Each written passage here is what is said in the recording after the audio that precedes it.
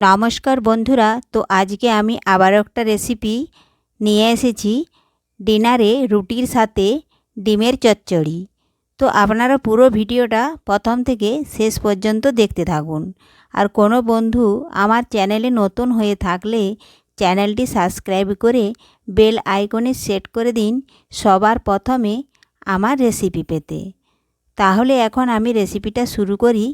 কিভাবে ডিম চচ্চড়ি বানায় খুব সহজ পদ্ধতিতে, আপনারা দেখুন। তো প্রথমে আমি গ্যাস ধরিয়ে কড়াই বসিয়ে দিয়েছি। কড়াই ভালোভাবে একটু গরম করে নেব। গরম হয়ে গেছে, দিলাম সাদা তেল। তেল ভালোভাবে গরম করে নিচ্ছি। তো গরম হয়ে গেছে, এখন এই খুরপিটা দিয়ে একটু কড়াইয়ের চারপাশে এভাবে আমি বুলিয়ে দিলাম।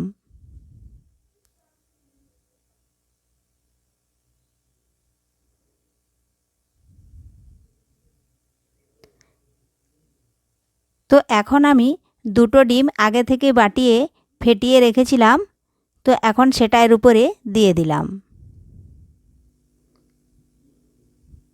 এখন একটু ভাজা হতে দেব। দিলাম ওপর থেকে পরিমাণ মতো লবণ।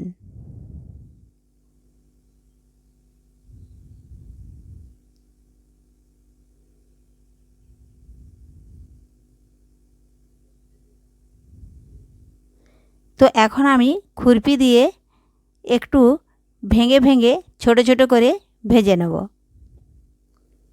এভাবে একটু প্রথমে নেড়ে দিচ্ছি। মাঝখানে যে অংশ আছে সেটা চারদিকে ছড়িয়ে যাবে, তাড়াতাড়ি ভাজা হয়ে যাবে।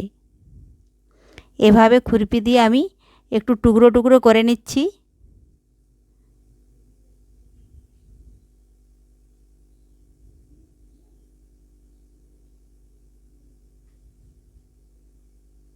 তো দেখুন বন্ধুরা, ডিম আমার ভাজা হয়ে গেছে।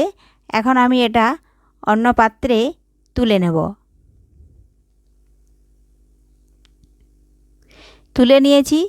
আবারও ওই কড়াতেই এখন পরিমাণ মতন সাদা তেল দেব। তেল আবারও ভালোভাবে গরম করে নিচ্ছি। তো গরম হয়ে গেছে, ফোড়ন দিলাম একটা তেজপাতা,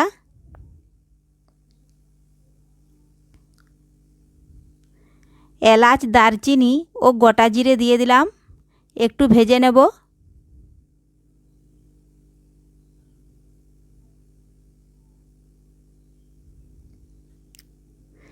তো একটা পেঁয়াজ কুচিয়ে রেখেছিলাম বড় সাইজের, দিয়ে দিলাম। পেঁয়াজ এখন একটু ভেজে নেব।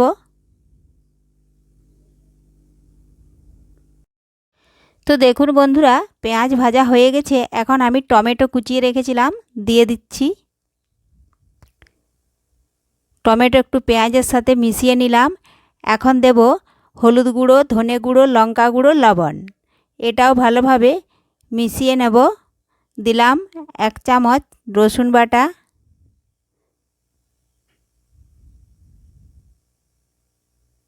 1 চামচ কাঁচা লঙ্কা ও আদা বাটা।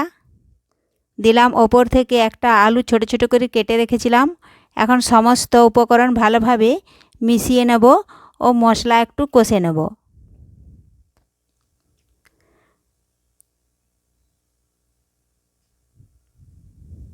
মশলার বাটিটা ধুয়ে একটু জল দিলাম। তো বেশ কিছুক্ষণ ধরে মশলা ভালোভাবে কষে নিতে হবে। যখনই মশলার কাঁচা গন্ধ চলে যাবে, তেল ছাড়তে শুরু করবে, তখন জানবেন যে মশলা ভাজা হয়ে গেছে।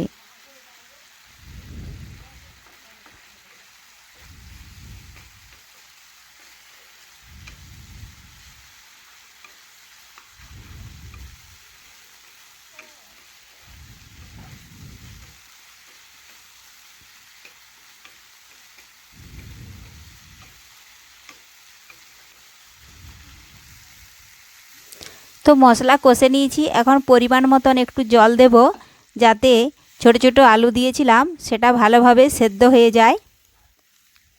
এভাবে আবার নাড়াচাড়া করে একটু মিশিয়ে নিলাম। কড়ার চারপাশে যে মশলা লেগেছিল সেটাও ধোয়া হয়ে নেমে গেল। তো এখন আমি 5 মিনিটের জন্য ঢাকা দিয়ে দেব। ফিরে এলাম 5 মিনিট পর। তো দেখুন বন্ধুরা, আলু আমার ভালোভাবেই সেদ্ধ হয়ে গেছে। এখন আগে থেকে যে 2টো ডিম আমি ভেজে রেখেছিলাম, তো সেটা এখন এর উপরে আমি দিয়ে দিচ্ছি। এখন ডিম ভালোভাবে নাড়াচাড়া করে মিশিয়ে নিলেই তৈরি হয়ে গেল আজকে ডিনারে রুটির সাথে ডিম আলুর চচ্চড়ি। তো এভাবে আপনারাও বাড়িতে খুব সহজভাবে রেসিপিটি বানিয়ে নিতে পারবেন। তো আজকের রেসিপি আপনাদের যদি ভালো লেগে থাকে লাইক ও শেয়ার করতে ভুলবেন না। ধন্যবাদ। ফিরে আসছি পরের ভিডিওতে।